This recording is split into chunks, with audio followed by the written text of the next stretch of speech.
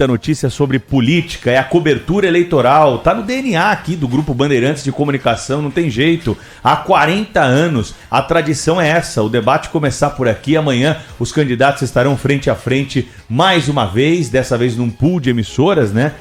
Que está organizando esse encontro, esse primeiro encontro entre os candidatos à presidência da República da eleição de 2022. Para você que ligou o rádio agora, o Fernando Schiller, cientista político, está conosco hoje aqui no estúdio da Rádio Bandeirantes, comigo, com também o João Rossetti, que está na nossa produção e coordenação aqui do jornal, para a gente falar bastante sobre política, trazer aspectos aí que serão tratados no debate. E é claro, né, Schiller, você falou na primeira parte aqui do nosso bate-papo que um candidato tende a fazer uma pergunta mais dura para outro, mas tem tema que nenhum dos dois candidatos querem aprofundar. Por isso existem os jornalistas também nesse debate para fazer pergunta, né, para tocar ali na ferida onde os candidatos não querem entrar.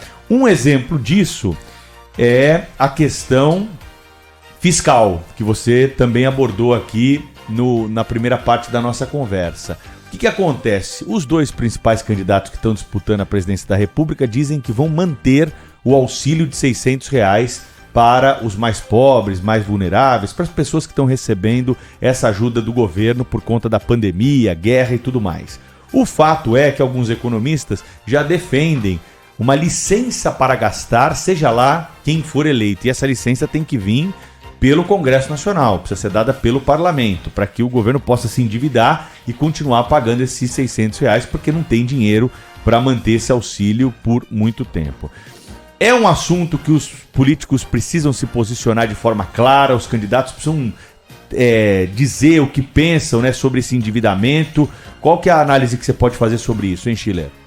Olha, para ser bem didático assim, para o nosso ouvinte, né, o que acontece? Quando o teto de gasto foi feito, né, e ninguém gosta de fazer teto de gasto, que bom que não precisasse de teto de gasto. O Brasil fez a lei da responsabilidade fiscal em 2000 para criar regras claras para disciplinar o gasto público, só que o país não cumpre, né? Então quebrou. Sempre tem que lembrar, o Brasil quebrou por causa da irresponsabilidade fiscal, né? Então vamos lá, fez o teto de gastos. O teto de gastos é o seguinte: 20 anos você só pode gastar, o país só pode gastar a inflação do ano anterior, né? Então segura o gasto, né? Então qual é a lógica do teto de gastos? É uma lógica de qualquer família, Pedro. Vamos lá, o nosso ouvinte que está escutando, preste atenção. Vamos lá, qualquer família, qualquer pessoa, você só gasta o que você tem. Você não pode gastar mais do que você arrecada, que você ganha, né? Se você ganha 10 mil, quer gastar mais 1.000, você tem que cortar 1.000. Ou você tem que ter um endividamento responsável, autorizado, planejado, e a parcela depois do pagamento desse endividamento tem que caber no orçamento. Então, quer dizer, o cobertor é curto. Mais do que curto, o cobertor tem um tamanho definido. É basicamente isso, um tamanho definido. Só que quando foi definido o teto de gastos, imagina de novo a família, reúne a família e diz: estamos gastando demais, precisamos, vamos botar um teto? Só podemos gastar 10 mil, 11 mil? Perfeito, botamos o teto. Só que continua tendo problema. Passa 2 meses, alguém diz: bom, além de botar o teto, tem que decidir onde é que vai cortar, né? Quando o Brasil fez a reforma da Previdência, é exatamente para dar consequência ao teto. Porque se o país só bota o teto e não faz reformas, o que acontece? O tal do gasto discricionário, que é o gasto onde o governo pode mexer, né, que é 7%, 6% do orçamento da União, vai sendo comprimido. Vamos entender, você tem 96% do orçamento da União que é despesa obrigatória, que é transferência da União para os estados, que é pagamento de funcionalismo público, que é o pagamento da Previdência Social, enfim, são gastos comprometidos, tá? Você tem um gasto que é discricionário, que é o gasto que o governo pode mexer, que é de 6%. Se você bota o teto de gastos, não é? E você não pode aumentar a despesa pública, mas o gasto obrigatório ele vai tendo um crescimento natural, um crescimento orgânico, não é? Você vai empurrando a despesa, vai diminuindo, vai encolhendo a despesa discricionária, que é o custeio da máquina e que é o investimento, Pedro. Então, no ano passado, vamos lá, para o nosso ouvinte aqui, pegue esse dado. O Brasil investiu 0,28% do PIB. É a menor taxa de investimento público estatal direto da história do Brasil. Nós estamos praticamente zero, né, de investimento. Então é um problema isso. E não é um problema desse ou daquele governo, não, é um problema estrutural do país, é um problema do Congresso, do governo, da sociedade que precisa entender isso, né? E para isso serve o jornalismo, para explicar essas coisas bem explicadas, né? Então, por exemplo, quando a gente falou tanto da reforma administrativa, depois da reforma da Previdência, a reforma que deveria ter sido feita era a reforma administrativa. Exatamente, na minha visão, para todo o setor público, não apenas para o executivo, né, para todos os servidores, com regras muito claras, né? Então, as regras lá, vão lá, por exemplo, não ter promoção por tempo de serviço, mas por mérito, ter avaliação de desempenho, organizar as carreiras de forma que a pessoa comece ganhando menos e termine lá no topo da carreira ganhando mais, mas não comece já ganhando praticamente o teto do funcionalismo público. Então, uma série de medidas importantes para disciplinar o gasto público, né? O que o governo fez? Vamos lá. Onde o governo acertou, na minha opinião? O governo ele estancou a sangria na contratação de funcionários. O governo basicamente bloqueou a abertura de concursos. Então, hoje o Brasil tem, vou dar esse dado para o ouvinte, eu acho que a maioria não tem esse dado. Vamos lá. O Brasil tem hoje 60 mil funcionários públicos a menos do que teve no pico. O Brasil chegou a ter 630 e poucos mil funcionários públicos. Na União, hoje tem 570 mil funcionários. Então, caiu 60. Isso durante o atual governo, né? Então, por quê? Porque fechou lá na boca do caixa, não tem autorização para abrir concurso nem para contratar. Por quê? Se o Brasil tivesse largado isso como fez em alguns anos anteriores, né, a farra dos concursos, contratações, etc., estava quebrado. Então o Brasil teve um controle aí. Agora, o país também fez muitas desonerações fiscais. Agora mesmo, na quarta-feira, o governo editou um decreto, reduz impostos, né, sobre combustíveis, compensa os estados no ICMS, tem outras desonerações fiscais, uma série de desonerações fiscais, tá? E tem o auxílio emergencial de R$600, que se você projetar durante todo o ano, você está falando um rombo aí acima de 100 bilhões. Então é óbvio, vamos lá, qualquer um que sabe fazer conta, né? Ontem eu vi na Fundação Getúlio Vargas, o Híbrido fez um relatório mostrando que o cálculo que eles fazem é em torno de pouco mais de 400 bilhões. Se você somar todas essas desonerações e custos a mais, Auxílio Brasil, etc., que já vai ter que sair de algum lugar.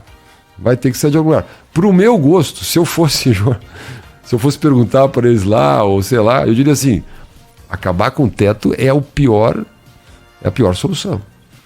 O tal do waiver, agora está na moda. O professor Delfim Neto disse uma vez aqui no jornal, gente, nunca esqueci essa frase, Schiller, casa sem teto cai. Exatamente. Então vamos lá. Por quê? Porque acabar com o teto é a saída fácil, né? É a saída do malandro. Então não conseguimos cumprir o teto, vamos acabar com o teto. Imagina a família essa que eu falei aqui. Passa 6 meses, tá tudo apertado, o cara tá bravo porque teve que cortar isso, cortar aquilo. Vamos cortar, vamos nos endividar, mas como é que é? O dinheiro não nasce em árvore. Bom, alguém tem outra fonte de receita aqui? É só vamos nos endividar mais? Quem é que vai pagar essa conta? As futuras gerações? Aí as pessoas não pensam que isso vai acabar batendo na inflação, isso vai passar uma mensagem péssima no mercado internacional, isso vai atrasar mais ainda o Brasil retomar o investment grade, ou seja, tem todos os efeitos sistêmicos. Parece que a gente não aprende, tem que aprender, o Brasil tem que aprender. Então, quer dizer, o que o Brasil tem que fazer é o contrário. Tem que apostar nas reformas estruturais, na máquina pública, para encaixar no fundo do teto, cumprir o teto. Foi uma determinação constitucional que o país fez lá em 2016. É muito pouco tempo para a gente revisando esse tipo de política estrutural. Então não está na moda agora, como na moda não, né? Mas já começou a se falar do tal do waiver. A palavra, vocês vão ouvir muito falar do tal do waiver, né? Que é uma espécie de dar um tempo, uma renúncia, assim, olha, pega ali 6 meses, suspende, não sabe bem como é que vai fazer, suspende o teto, depois bota outra coisa no lugar do teto, ninguém sabe o que é. Então, acho que esse é o pior cenário. Quer dizer, eu gostaria nesse debate aqui, é difícil, viu? Porque esse é um tema difícil. Todo mundo gosta de falar coisa boa. Vamos prorrogar o auxílio emergencial, vamos dar, etc. Agora, como, né? Como? Onde é que sai o recurso, entende? Vai ter reforma tributária? Como é que vai fazer isso, né? Então, acho que esses temas assim, mais complexos da política econômica, acho que deveriam ser pautados. Ô Schiller, se a gente avançar para o debate sobre os programas de governo, né? Alguns dos candidatos já trouxeram a público aí ideias. Como que você tem recebido essas ideias? O que mais tem te chamado a atenção aí nesse debate sobre programa de governo, que é a base, o mais importante, né, de tudo na eleição? O passado do candidato, as suas declarações mais polêmicas, claro que isso é levado em conta. Mas o principal mesmo, o que mais importa, é saber o que o candidato vai fazer. Olha, eu li, obviamente, os programas, etc. Você tem, vamos lá, 2 candidatos competitivos, que um deles vai ser o presidente, né? Que fica aí, nós estamos um mês e meio, pouco menos, aliás, de um mês e meio da eleição. Então, o programa do Lula, ele tem, se eu não me engano, 121 parágrafos, tá? Desses 121 parágrafos, Pedro, eu li e reli, tá? Ele tem lá 8 parágrafos, dá para dizer, que tem propostas objetivas. 8 dos 121. O resto são a palavra direito, isso aparece um pouco mais de 50 vezes. Tá? Então, a minha impressão é que o PT o Lula optou por um programa muito genérico, basicamente feito de frase de efeito, direitos dos animais, direitos das mulheres, direitos LGBT, direitos do trabalhador, etc. Mas não especifica quase nada. Então, por exemplo, tem um momento lá que o programa do PT diz assim, vamos revisar, não usa bem a palavra revisar, mas vamos reabrir a discussão da reforma previdenciária. A previdência voltará a ser um direito de brasileiros e brasileiras. Que frase é essa? Né? O que significa isso? Nós fizemos uma reforma da Previdência em 2019, resolveu, né, pelo menos por um bom tempo esse problema, vamos reabrir a discussão, para quê? Vai acabar com a idade mínima? O que vai acontecer, né? Então lá tem a reforma trabalhista, a mesma coisa, tem uma frase genérica de reabrir a discussão da reforma trabalhista. O Brasil fez uma reforma trabalhista, né? Hoje o Brasil, as pessoas não sabem, vou dar o dado aqui, tá?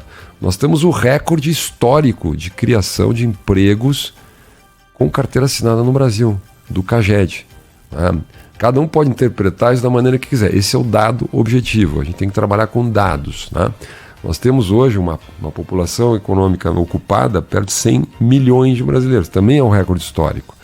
Então, assim, a reforma trabalhista ela nunca foi pensada para resolver o problema da empregabilidade. Ela foi pensada para diminuir o custo, diminuir a burocracia, diminuir a dificuldade, especialmente de pequenas e microempresas, que são as que mais empregam no Brasil, de contratar.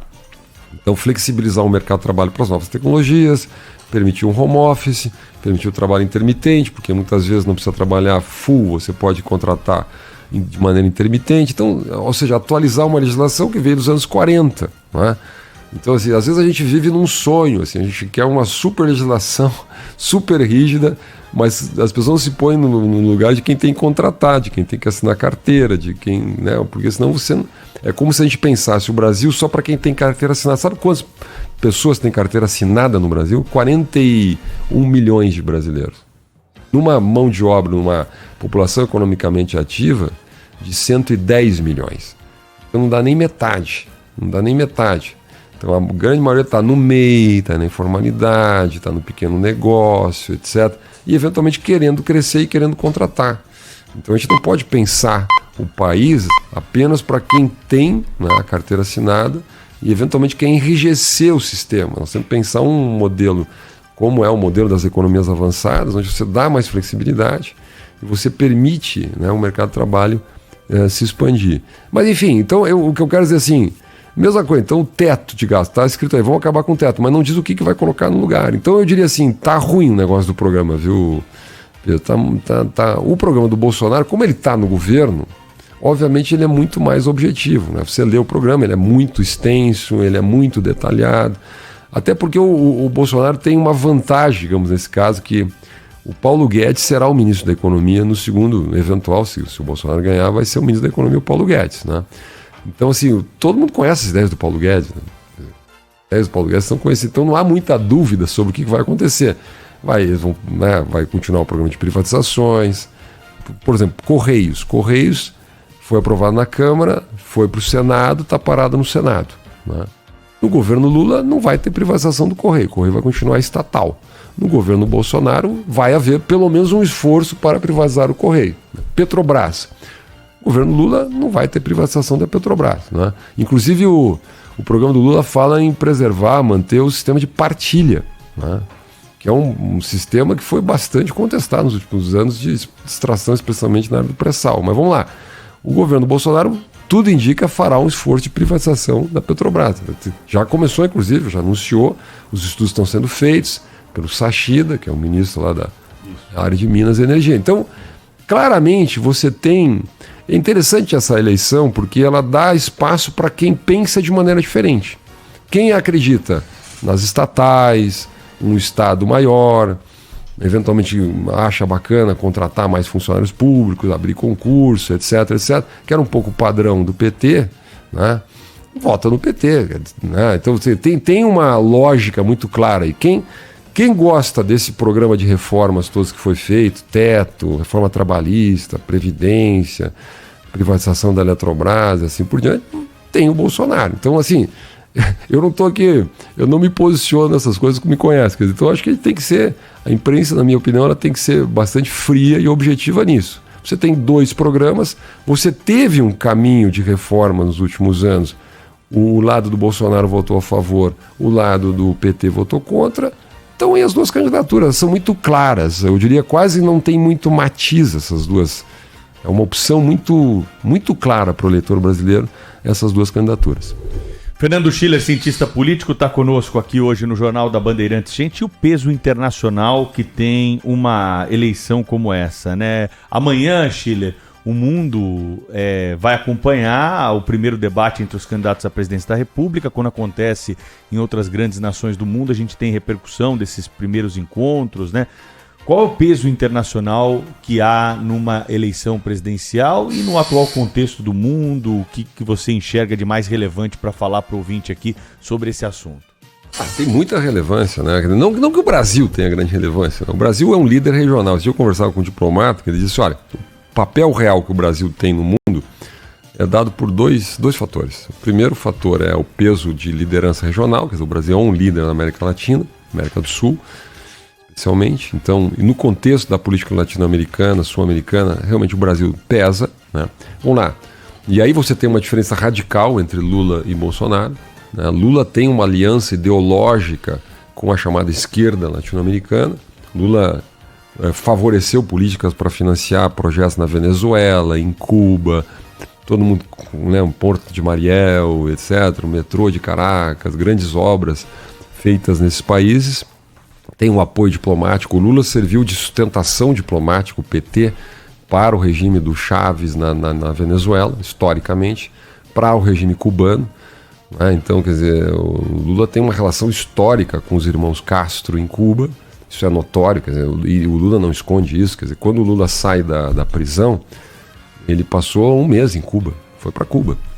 Nas primeiras viagens internacionais do Lula foi para Cuba. O Lula passou o final de ano, passou o primeiro final de ano depois da cadeia, em Cuba. Então tem uma amizade com a ditadura cubana, né? Isso eu obviamente não estou dizendo nenhuma novidade aqui, isso é sabido há 30 anos, 40 anos.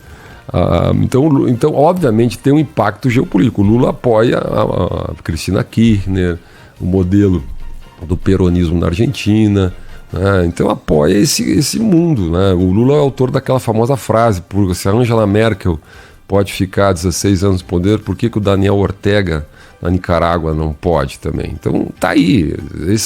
Já o Bolsonaro é o contrário. Por isso que eu digo sempre, tem para gostos muito claramente diferentes aí, né? O Bolsonaro, ele é um opositor radical desse modelo da Venezuela, um opositor radical, obviamente, do modelo cubano, é um opositor do modelo da Argentina. Então é outro mundo, são água para o vinho aí, né? Então, obviamente, tem uma diferença muito básica. No governo Bolsonaro não teve financiamento para esses regimes, esses parceiros latino-americanos aí. Então, quer dizer, são visões diferentes. De novo, é um problema do gosto do eleitor. Se o eleitor acha relevante o Brasil estabelecer essas relações com Cuba, Venezuela, Argentina, bom, então tem uma opção clara. O Lula é uma opção clara. Se o eleitor considera que não, tem que ter uma visão mais à direita, crítica a esses modelos, etc., né? Mas que tem lá também uma proximidade com o modelo do Trump nos Estados Unidos, foi muito criticado também do lado do Bolsonaro, não é? Se aliou muito pessoalmente à liderança do Trump, não deveria ter sido mais, vou dizer assim, mais cuidadoso nessa conexão, não é? Mas, digamos lá, são dois lados muito bem tipificados. A minha impressão é que o governo Bolsonaro ele começou com uma visão muito ideológica na área internacional, com o Ernesto Araújo, mas depois migrou para um modelo mais técnico, ou seja, o comando da área internacional voltou ao Itamaraty com o embaixador França, que é o nosso ministro das Relações Exteriores. Tanto que a gente não escuta falar mais, né? A gente praticamente não sabe quem é o ministro das Relações Exteriores, porque ele tem um comportamento discreto, técnico, né? Que é o perfil do Itamaraty, que na verdade retomou um pouco o controle da política externa depois da saída do ministro Ernesto Araújo. Fernando Schiller, e a meia-culpa, hein? Tanto para Lula quanto para Bolsonaro, né? Os políticos cometem erros, os políticos acabam ali vendo, né, os seus assessores próximos envolvidos em escândalos de corrupção, envolvidos até mesmo em erros, né? Sem o chamado dolo, né? A culpa de tentar caminhar por uma estratégia que acreditam que é a melhor e depois a história mostra e as consequências que não foi o melhor caminho a ser seguido. Muito se cobra essa meia-culpa, mas não há uma tradição de se assumir erros no Brasil. O Lula ensaiou fazer uma meia-culpa na sabatina dessa semana aí que ele participou na televisão, falou sobre admitir os casos de corrupção, que é um avanço, né? Porque em determinado momento o Partido dos Trabalhadores, mesmo com as provas todas, acordos que foram feitos aí com os envolvidos para que eles devolvessem dinheiro, no escândalo da Lava Jato, e também sobre algumas posturas econômicas que foram assumidas pela ex-presidente Dilma Rousseff, com as quais o Lula diz que não concorda, que ele teria seguido por outro caminho. É demais esperar esse meia-culpa por parte de políticos, isso não faz parte da tradição, os auxiliares, assessores aí enxergam que o candidato pode perder voto ao assumir uma postura como essa? Olha, belo tema, Pedro. Eu diria que a minha resposta seria não. Acho que na tradição brasileira, a não ser o político já saiu da cadeira, já está aposentado, já faz as suas memórias, né? Então já não vai mais disputar a eleição, então ele acho que tem mais abertura para fazer uma autocrítica, para fazer... Eu várias vezes entrevistei ex-presidentes, né? Especialmente o ex-presidente Fernando Henrique, várias vezes a gente teve debates, até pelo posicionamento intelectual dele e tal. E eu muitas vezes fiz essa pergunta: presidente, onde é que o senhor é? Ele mesmo, Fernando Henrique, disse: olha, no momento, o problema é o seguinte, depois que passa 1 ano, 2, 3 anos, você tem a cabeça mais fria, você vê onde é que você errou. Mas na hora que você tinha que tomar a decisão, quer dizer, a decisão é tomada naquele momento. Mas ele tem lá uma lista de coisas que ele considera que foram equívocos, né? Que hoje, se ele pudesse voltar, teria feito um pouco diferente, né? Então, assim, mas tudo bem, pelo menos tem a iniciativa de dizer, né? Eu acho positivo isso, né? Agora, por exemplo, nós temos agora... é óbvio que houve escândalos de corrupção no Brasil imensos, né?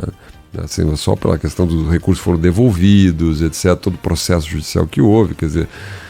Então né, não reconhecer, precisa reconhecer o óbvio, né? A interpretação disso, exatamente o tamanho disso, as responsabilidades, bom, tem muitos meandros aí para serem discutidos, mas que houve processos extremamente graves, né? Corrupção estrutural no Brasil, obviamente não há dúvida, né? Então, agora, por que a dificuldade do candidato de reconhecer isso, né? Eu acho que é o medo de perder voto, a ideia de sustentar uma narrativa, né? O próprio presidente Bolsonaro, quer dizer, o presidente Bolsonaro é um dos únicos chefes de Estado de grandes democracias que não se vacinou, por exemplo. É claro, você pode dizer assim, não, mas são coisas de tamanho diferente, não sei. Tem sensibilidades aí que dizem, bom, naquele momento... A vacinação num chefe de Estado tinha um simbolismo. Sim. É importante, né? Muita gente próxima ao presidente Bolsonaro dizia para ele: olha, presidente, é preciso vacinar. Por quê? E ele sabe que ele errou nessa história da cloroquina, tanto que ele apagou, né, os posts todos. Ele não fala mais a palavra cloroquina. Se você reparar no discurso dele, eu fico muito atento. Quando ele é questionado sobre a pandemia, ele não vem com aquele discurso. Ele defende tratamento precoce, ele usa esses termos. Fala que os médicos foram tolhidos da sua liberdade de prescrever, mas ele, no fundo, sabe, né, que não foi a estratégia acertada para aquele momento, né? Eu acho que aí tem, César, a gestão tem muita... Eu acho que teve erros de muitos lados aí, né? Teve erros de muitos lados aí. Então, assim, por exemplo, recentemente saiu esse estudo de Harvard dizendo que tratamento precoce, o próprio uso da hidroxicloroquina, deveria ter sido mais pesquisado. Eles não dizem taxativamente que é um remédio, mas várias pesquisas mostraram, segundo esse estudo feito por pesquisadores lá em Harvard, né, e publicados na revista Nature, as pessoas podem procurar, podem se informar sobre isso, mostra em muitos estudos robustos que houve um efeito positivo na prevenção à Covid. Né? Então, quer dizer, na época esse assunto foi altamente politizado. O que a revista diz? A politização precoce levou a um bloqueio de estudos que eventualmente poderiam ter produzido os resultados mais promissores. Né? Eu não entendo absolutamente nada nesse assunto. Eu só gosto de ler e tenho muito respeito pela pesquisa científica. Né? Mas a pesquisa científica, os temas da pesquisa científica, quando se tornam questões ideológicas, bom, aí se perde, a gente joga a criança com a água do banho. Né? Mas vamos lá, toda a gestão da pandemia, quer dizer, o presidente Bolsonaro ele poderia ter atuado na pandemia como o Rudolph Giuliani atuou lá quando teve a crise das Torres Gêmeas dos Estados Unidos, liderar o processo, ir para os hospitais, ser solidário com as pessoas, recomendar a prevenção, recomendar a tomada da vacina, com as precauções, recomendar, enfim, ele deveria ter tido esse... Agora, vamos lá, também os estados não ajudaram muito, a gente acompanhou no dia a dia, né? Os estados, na relação com... Teve uma reunião, eu me lembro, entre os governadores e o presidente da República. A gente cobriu aqui na Band. Né? O governador João Dória, na época, ele estava numa linha extremamente agressiva com o presidente da República. A reunião não foi possível, a reunião. Né? Pelos quase impropérios do governador João Dória em relação ao presidente. Então, não é, a gente às vezes simplifica muito isso e o tema é bem mais complexo. Havia, acho que uma indisposição do governo, uma dificuldade de trabalhar de maneira consorciada com os estados, mas também dos estados, né, uma espécie de uso político disso para atacar o governo federal, porque havia uma disputa pela vacina, pelo protagonismo disso tudo. Então, eu avalio isso, eu acho que nós todos temos que fazer uma avaliação, o país precisa fazer uma avaliação disso. Tá? Eu acho que muita gente errou nesse processo todo. Tá? E eu diria, em primeiro lugar, o governo federal. Acho que a condução da pandemia, o Brasil foi um país que conseguiu fazer um programa de vacinação muito robusto, né? Ele conseguiu vacinar com rapidez, então é preciso reconhecer isso. Né?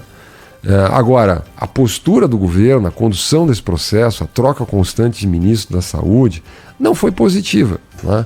Óbvio que tem muitos exageros nisso, a CPI da Covid foi totalmente politizada. Me lembro quantas vezes a gente discutia aqui o caso Covaxin, corrupção da Covaxin. Depois não tinha nada não tinha. Pode aparecer, mas vamos lá. Foi arquivado pela ministra Rosa Weber. Arquivado o caso Covaxin. Né? Quantas vezes discutia aqui o caso da AstraZeneca, $1 por dose, milhões de dólares de corrupção. Nunca houve nenhuma comprovação disso, absolutamente nenhuma comprovação disso. Então, olha, é triste que uma pandemia tenha sido politizada como uma pandemia foi, com erros por parte do governo, também com erros por parte da oposição. Acho que... Eu vou arriscar aqui. Esse é o papel da imprensa, na minha visão, viu, Pedro? Porque se os políticos não fazem autocrítica, a gente bota o dedo. É isso aí. Bota o dedo na ferida.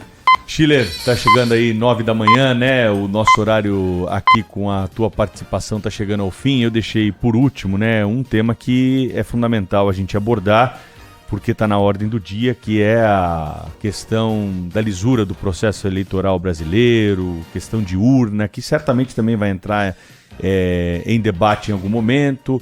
O candidato à reeleição, o presidente Jair Bolsonaro, né, tentou uma mudança no processo de votação aí antes desse período eleitoral, a história de voto impresso. Como é que você analisa esse momento? É uma postura, é um perfil ali de trazer algum tipo de questionamento para mobilizar sua base?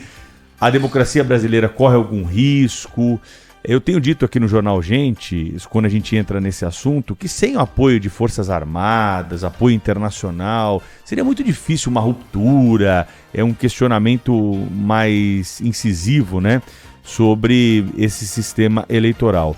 Qual é a análise que você faz? Como é que você vê esse tipo de discussão nesse momento? Olha, Pedro, eu diria assim, falta 1 mês e meio, vamos arredondar aí para a eleição, um pouco menos, e a gente vai saber, daqui a 2 meses, 3 meses, 4 meses, a gente vai saber se teve o golpe ou não. Vamos fazer uma brincadeira aqui, mas é um assunto sério, né? E não vai ter, né? E eu gostaria muito que as pessoas que passaram anos e anos prognosticando que o Brasil ia virar Venezuela, que o Brasil ia virar não sei o quê. Olha, teve um ex-ministro do Supremo que disse que o Brasil estava como a Alemanha nos anos 30, está escrito. Está escrito, um ex-ministro do Supremo Tribunal Federal. Então, todo esse alarmismo que se fez, toda essa teoria do caos, que o Brasil ia virar... Olha, teve cientistas políticos americanos que vieram para cá escrever que nós íamos nos tornar Venezuela, que o presidente da República era o nosso Chaves, etc. E tal. Isso é um desrespeito à democracia brasileira. É um desconhecimento do Brasil. O Brasil tem instituições com todos os defeitos. Às vezes tem uma discussão que é assim, tudo ou nada, né? Então, ou a democracia é perfeita, ou ela é totalmente desastrosa. Nem uma coisa, nem outra. A democracia brasileira tem todos os defeitos, tem interferência de um poder sobre o outro, tem judicialização, tem todos os problemas de política pública, tem um monte de problemas. A democracia custa caro, etc, etc. Agora, as instituições são robustas. O pacto democrático que se fez nos anos 80 é um pacto robusto. Tá? E, obviamente, olha, eu converso com muita gente aqui na Band mesmo, que conhece as Forças Armadas, que já esteve nas Forças Armadas, militares reformados, generais reformados. Não há nenhuma hipótese no Brasil hoje de que as Forças Armadas embarquem numa aventura de ruptura constitucional. E aí não tem conversa para boi dormir, não, vai ter alguma ruptura constitucional sem apoio das Forças Armadas. Ora, por favor, qualquer autoridade pública no Brasil, seja de onde for, que agir contra a Constituição, vai sofrer as penas da lei. Se acontecer alguma coisa tipo aconteceu lá no Capitólio, nos Estados Unidos, as pessoas vão ser presas, imediatamente presas. E vão ser julgadas, processadas, condenadas, porque o país não vai admitir isso. Então, eu nunca vi essa hipótese como viável, né? E acho que é uma discussão completamente, hoje, cada vez mais irrelevante espero, né? No debate eleitoral. Vamos ouvir o que a nossa audiência está dizendo aí sobre o Jornal da Bandeirantes, gente, de hoje, colocar uma mensagem no ar aqui para representar os ouvintes que estão do outro lado do rádio. Bom dia, Cristina de Valinhos. Eu gosto muito de ouvir o Fernando Schiller. Ele me passa muita confiança, muita credibilidade e eu percebo assim, que as análises dele são isentas. Me dá muita tranquilidade quando eu escuto o que ele fala. Abraços. Aí, Schiller, obrigado, ouvinte. De uma das nossas ouvintes a gente tenta, né? O Brasil é feito de torcida para tudo que é lado. Mas acho que cabe à imprensa, cabe quem faz análise manter uma certa frieza. Às vezes o pessoal não gosta, né? Quando a gente faz a crítica do governo, os torcedores do governo acham que a gente é comunista, não gosta. Quando a gente faz a crítica do outro lado, acho que é bom. Então faz parte da vida. E num programa como esse aqui, que a gente está falando de diversos assuntos, e a gente por hora critica o PT. Depende da hora que o cara entra no rádio. Depende. Né? Aí você é chamador de comunista ou governista. Ou governista. Faz parte. Schiller, foi um prazer tê-lo conosco aqui no Jornal Gente. Amanhã você está por aqui também, né? Amanhã temos uma cobertura o dia inteiro, um grande momento. Aliás, convoco aqui, convido todo mundo, porque é um momento muito bonito. Acho que a Band tem essa tradição há quase 40 anos, né, Pedro? Então é um momento realmente ímpar aí da nossa democracia. E aí, quem estuda, né, a história política brasileira não tem como passar sem analisar os debates que a Band promoveu ao longo desse tempo, desde a redemocratização aqui, trazendo os principais atores políticos do país, dessa nossa história, para um confronto direto, frente a frente aqui, durante as eleições principalmente, né? Então são vozes aí que ecoam por esses corredores e no momento desse debate, aqui dentro do Grupo Bandeirantes, né, nos bastidores, na redação, as pessoas lembram desses momentos. Maluf, Covas, Collor, Lula, Jânio, são alguns apenas dos nomes. Na nossa história mais recente aqui, e o Schiller estava conosco, um debate que foi duríssimo entre o Márcio França e o Dória, né, na campanha para o governo do estado em 2018. Nós tivemos ali, no segundo turno, a oportunidade de ver dois grandes debatedores tocando em pontos sensíveis, fazendo provocações inteligentes. Então, um debate morno não é muito bom não, viu, Schiller? A gente gosta quando o negócio fica mais apimentado. Eu também. Não, é evidente que... Aliás, o debate morno é quase uma impossibilidade, né? Porque vai ter provocações e tal. Quem não se lembra, né? Quem gosta, pode ter na internet aí, debate Montoro, Jânio Quadros, não é? O próprio debate Covas-Maluf, que teve um momento histórico, Brizola, teve momentos ali meio de altercação, Brizola-Maluf, aquele momento ali, mas tem históricos, então a política é feita disso, é feita um pouquinho do confronto direto. Então, nós vamos ter isso, mas eu acho que vai ser dentro aí de uma certa civilidade. Schiller, um abraço, até amanhã, bom descanso para você hoje. Tá bom, um abraço.